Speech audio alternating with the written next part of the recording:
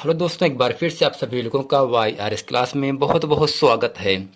दोस्तों, हम पढ़ रहे हैं कक्षा 10 विषय गणित मनोहर रेसे। इसमें मैंने आप लोगों को इसके पहले के वीडियो में प्रश्नावली 1E में प्रश्न नंबर 1 से लेकर प्रश्न नंबर 5 तक अच्छे तरीके से पढ़ा दिया था। दोस्तों, आज हम पढ़ेंगे प्रश्न नंबर 6 से लेकर प्रश्न नंबर 10 तक और इस पूरे चैप्टर को समाप्त करते हैं। तो दोस्तों, प्रश्न नंबर 6 आपके सामने कह रहा है √7, √11, √16, √19, √23 में परिमेय संख्या ज्ञात कीजिए। मैंने दोस्तों आपको बताया था ऐसी संख्याएं जिसे p अपान क्यू के रूप में लिखा जा सके, जहां p और q पूर्णांक हैं और q का मान कभी भी 0 के बराबर ना हो।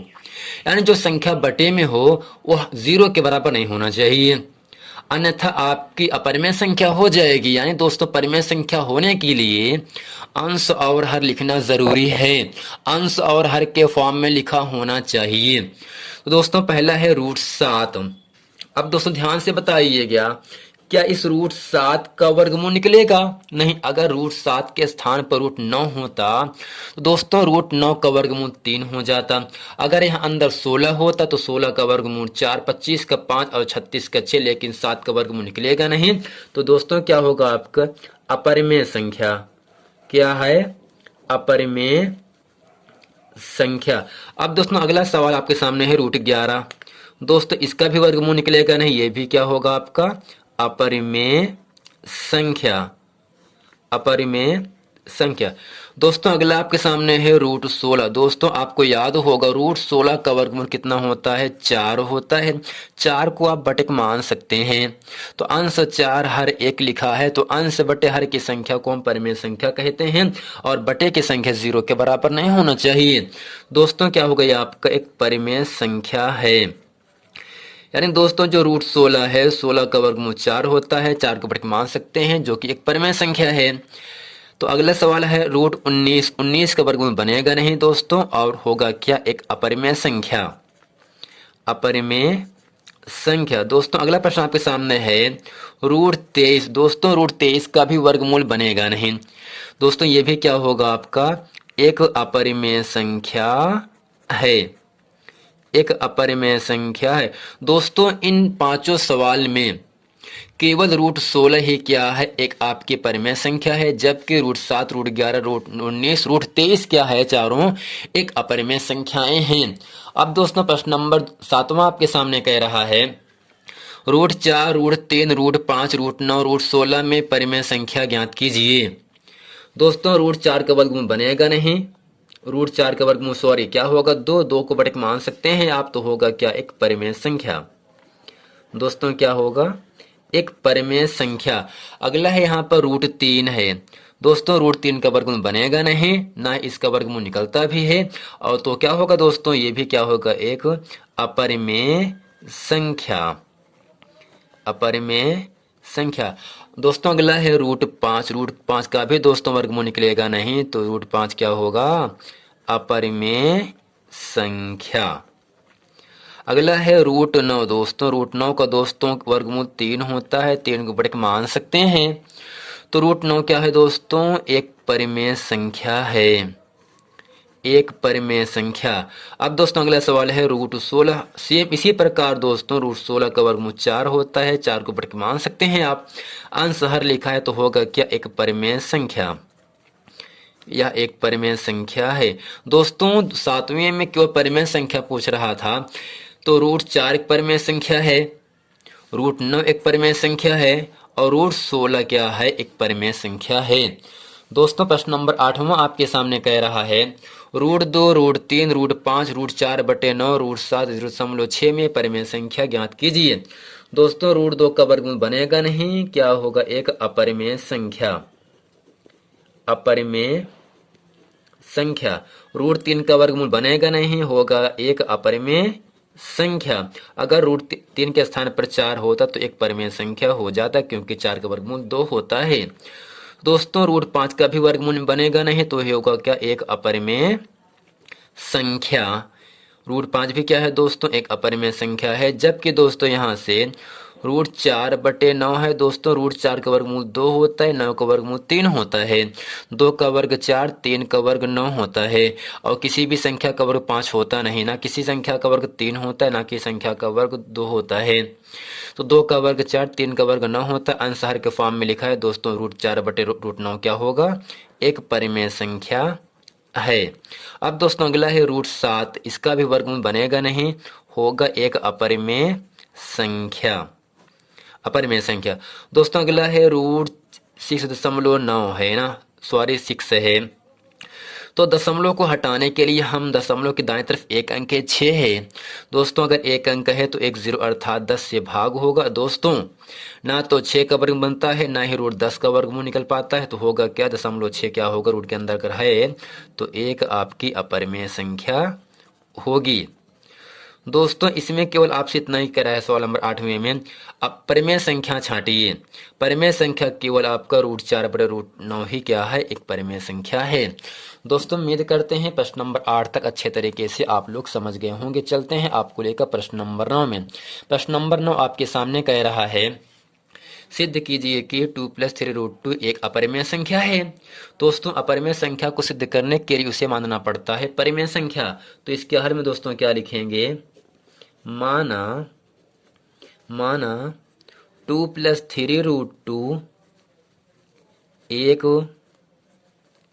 परिमेय संख्या है, इसलिए 2 + 3√2 बराबर जो दोस्तों जो परिमेय संख्या होता है उसे P/Q के फॉर्म में लिख सकते हैं, जहां P और Q दोस्तों क्या है? दो पूर्णांक हैं और Q का मान दोस्तों कभी भी 0 के बराबर नहीं होना चाहिए। अब दोस्तों करते क्या हैं? अपरिमेय संख्या सिद्ध करने के लिए हमें एक पक्ष में अपरिमेय संख्या बचाना है, जबकि सब संख्या कर देना है पक्षांतर। दोस्तों +2 है, +2 का दोस्तों पक्षांतर होता है -2। 3√2 बराबर P/Q +2 का पक्षांतर -2। अब दोस्तों बताइए, √2 के साथ में जो 3 लगा है गुणे में है, गुणे को उल्टा दोस्तों भाग होता है, इसलिए √2 बराबर P/3Q -2/3। अब दोस्तों बताओ, P/3 के मान 2/3 एक परिमेय संख्या है, परंतु √2 का वर्गमूल बनेगा ना, एक अपरिमेय संख्या होगी। चूंकि नीचे लिखेंगे दोस्तों यहाँ से, चूंकि √2 एक अपरिमेय संख्या है,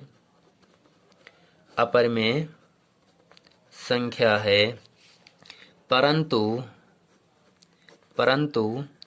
P/3 को -2/3 एक परिमेय संख्या है। चूंकि या इसलिए कभी भी अपरिमेय संख्या परिमेय संख्या के मान के बराबर नहीं होता है। चूंकि कभी भी अपरिमेय संख्या परिमेय संख्या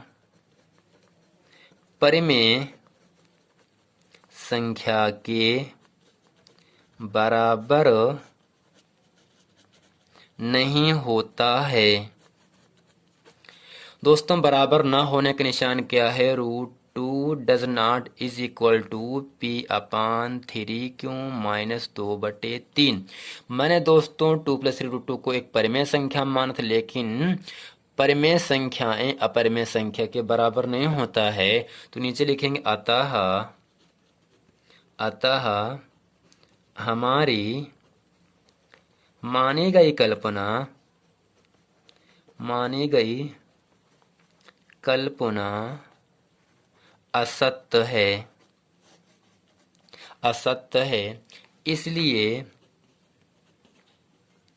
सिद्ध होता है कि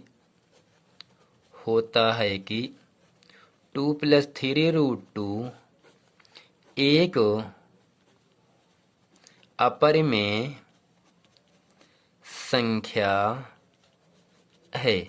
दोस्तों उम्मीद करते हैं प्रश्न नंबर 9 अच्छे तरीके से आप लोगों को समझ में आ गया होगा। चलते हैं आपको लेकर प्रश्न नंबर 10 में, जो कि इस अभ्यास का अंतिम प्रश्न होगा।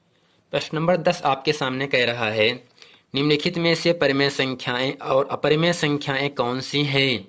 दोस्तों आपको मैंने पढ़ाया था पाई है क्या, एक अपरिमेय संख्या है, लेकिन जो पाई का मान होता है 22/7 अर्थात 3.14, वह एक परिमेय संख्या होता है। दोस्तों आपको याद रखना है पाई एक अपरिमेय संख्या है, लेकिन जो पाई का मान होता है 22/7 वह अंश और हर के फॉर्म में लिखा है। तो 22/7 दोस्तों क्या होगा, एक परिमेय संख्या होगी। तो नीचे लिखेंगे पाई एक अपरिमेय संख्या है, अपरिमेय संख्या है। दूसरा दोस्तों अंश बटे हर के फॉर्म में लिखा है, तो क्या होगा, ये आपका एक परिमेय संख्या है। दोस्तों तीसरा है 3.14। आपको मैंने बताया था दशमलव की संख्याएं भी एक परिमेय संख्याएं होती हैं यदि उनके आगे डॉट डॉट का निशान नहीं लगा हो तो। दोस्तों यहाँ से होगा दशमलव को हटाने के उस तरफ 2 अंक हैं, तो लिखेंगे एक 314 बटे दशमलव के दाएं तरफ 2 अंक हैं, तो नीचे होगा दोस्तों 20 अर्थात 100। दोस्तों अंश हर के फॉर्म में लिखा है, दोस्तों होगा क्या, 3.14 एक परिमेय संख्या है, परिमेय संख्या है। अब दोस्तों अगला सवाल आपके सामने है 0.9। दोस्तों दशमलव के बाद केवल एक अंक है, दशमलव को हटाने के लिए एक जीरो अर्थात 10 से भाग करते हैं। अब दोस्तों 9 का वर्गमूल 3 होता है, लेकिन √10 का वर्गमूल निकलेगा नहीं। दोस्तों 3 एक परिमेय संख्या, लेकिन √10 का वर्गमूल बनेगा नहीं, इसलिए होगा कि अपरिमेय संख्या। दोस्तों हमेशा आपको याद रखना है परिमेय संख्या में अपरिमेय संख्या से भाग करने पर, गुणा करने पर, जोड़ने पर या घटाने पर सदैव क्या रहता है, एक अपरिमेय संख्या ही रहता है। दोस्तों ये भी क्या होगा, आपका अपरिमेय संख्या है। दोस्तों इस वीडियो में प्रश्न नंबर 6 से लेकर प्रश्न नंबर 10 तक मैंने आप लोगों को अच्छे तरीके से पढ़ा दिया। यदि ये पूरा वीडियो आप लोगों को पसंद है, वीडियो को लाइक, सब्सक्राइब और शेयर करना ना भूलें। मिलते हैं दोस्तों नेक्स्ट वीडियो में, तब तक के लिए थैंक यू।